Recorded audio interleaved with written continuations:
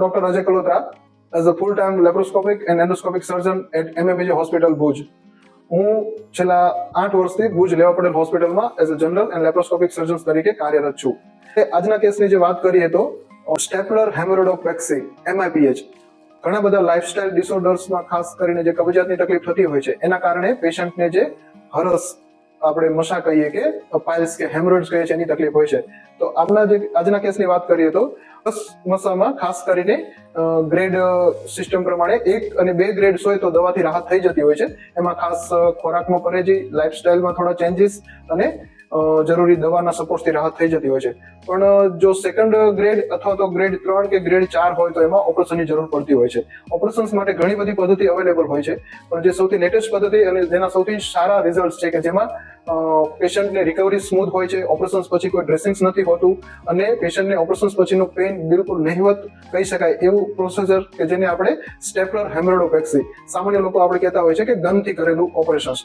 તો આપણે આ પેશન્ટ્સમાં સ્ટેપલર હેમરોડોપેક્સી MIPH ગન પદ્ધતિથી કરવામાં આવ્યું અને જેમાં પેશન્ટને બીજા જ દિવસે રજા આપવામાં આવી અને ઓપરેશન્સ પછી દુખાવાનો જે દવાની બહુ જ નહિવત જરૂર પડી. અને આ ઓપરેશન્સમાં ખાસ કરીને જે એનાટોમિકલ ટ્રીટમેન્ટ્સ આપવાથી ફિઝિયોલોજીકલી જે હેમરોઇડ્સ માટેના જે બ્લડ સર્ક્યુલેટિંગ વેસલ્સ છે કે જે હેમરોઇડલ ટ્યુશન્સને વિનસ ટ્યુશન્સને જે બ્લડ સપ્લાય છે એને આપણે હેમ્પર્ડ કરી દેતા હોય છે, જે સર્કમ્ફરન્શિયલ સ્ટેપલર યુઝ કરવાથી ફરી થવાના ચાન્સીસ બહુ ઓછા રહેતા હોય છે. તો જે લેટેસ્ટમાં લેટેસ્ટ પદ્ધતિ અત્યારે આપણે લેઝર્સ અને સ્ટેપલર હેમરોડોપેક્સી, તો જે સાધનોની અવેલેબિલિટી અને રિસન્ટ જે એડવાન્ટેજીસ ઓફ પ્રોસેસર્સ છે આપણે આ પેશન્ટને આપવાથી એમને ઓપરેશન્સ પછી રિકવરી ફાસ્ટ રહે. ઓપરેશન્સ પછી જે સામાન્ય રીતે ચેકાવાળા ઓપરેશન્સમાં કે પેશન્ટ્સને દુખાવો ઘણો રહેતો હોય છે, ફરી થવાના ચાન્સીસ ઘણા રહેતા હોય છે, જે આ પદ્ધતિમાં બહુ જ ઓછા હોય છે, જેનો આપણે એને એડવાન્ટેજ આપી શક્યા. જે આપણે લેવા પડેલ હોસ્પિટલમાં છેલ્લા 8 વર્ષથી આ પ્રકારના હરસમશા માટે આપણે સ્ટેપલર હેમરોડોપેક્સી નો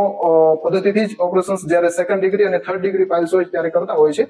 તો પર્ટિક્યુલરલી આ પેશન્ટ્સમાં 3rd ડિગ્રી પાઇલ્સ હતા અને ઘણા સમયથી એમના લાઇફસ્ટાઇલના કારણે, કબજિયાતના કારણે આ તકલીફ રહેતી હતી. તો પહેલા તો એમને દવાઓ આપવામાં આવેલી ને જરૂરી લાઇફસ્ટાઇલ ચેન્જીસ કરાવવામાં આવેલા અને ખોરાકમાં ખાસ કરીને રેશાવાળા શાકભાજી, રેશાવાળા ફ્રૂટ્સ અને લિક્વિડ્સ ખોરાક વધારે આપવામાં આવેલો. એના પછી પણ રાહત ના થવાથી પછી આપણે ઓપરેશનનો નિર્ણય લીધો અને સ્ટેપલર હેમરોડોપેક્સી કરી ઓપરેશન્સથી એમને સરસ રિકવરી થઈ. છેલ્લા 1 વર્ષ પછી પણ હજી પણ એમને બીજી કોઈ તકલીફ નથી અને સરસ જીવન જીવી રહ્યા છે.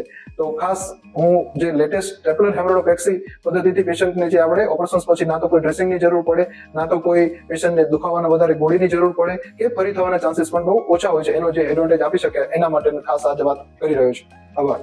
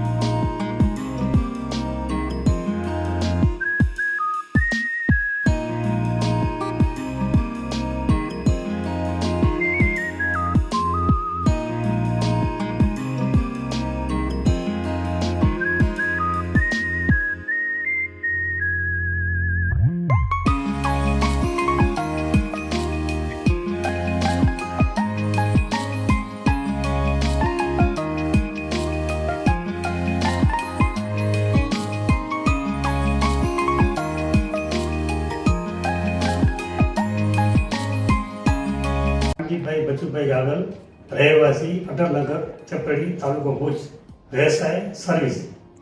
વિશેષમાં તો સૌપ્રથમ તો હું આ હોસ્પિટલ કચ્છી લેવા પટેલ ચેરિટેબલ ટ્રસ્ટ દ્વારા સંચાલિત હોસ્પિટલનો ખૂબ ખૂબ આભાર માનું છું.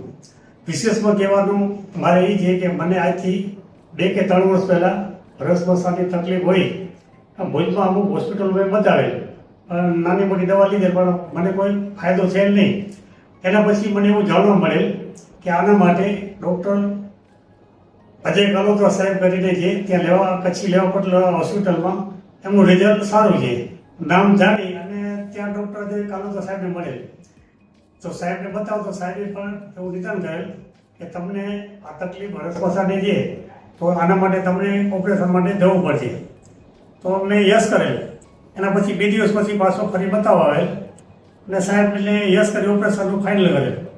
અને ઓપરેશન દરમિયાન પણ મને કોઈ પણ જાતની તકલીફ વગર આપણે જે તમારી ભાષામાં કહેવામાં કે સ્ટેપલરવાળું ઓપરેશન એ ઓપરેશન કરેલું. ઓપરેશન દરમિયાન મને કોઈ પણ જાતની તકલીફ પડેલ નથી.